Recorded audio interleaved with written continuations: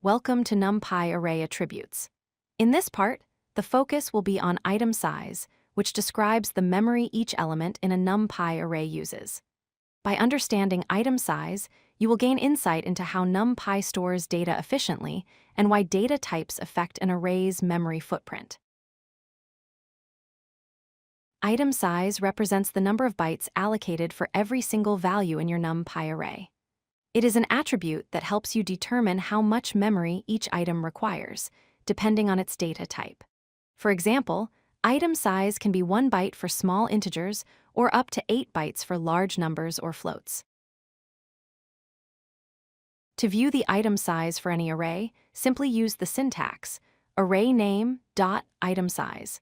This tells Python to return the size in bytes of each element in your array. The direct and simple command is arrayname.itemsize. Let us consider an example using an array of 4 numbers, where the data type specified is integer 32.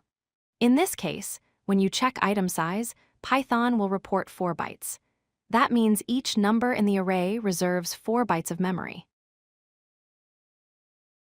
Different data types will show different item sizes. For instance, integer 8 uses 1 byte for every value. Integer 64 uses 8 bytes for each value. A float with 32 bits uses 4 bytes. These differences are important because changing the data type can have a big impact on how much memory your array needs. The item size attribute is essential for checking memory usage in NumPy arrays. Each data type causes the item size to change. By learning this, you can manage memory and optimize your code, especially when dealing with large datasets.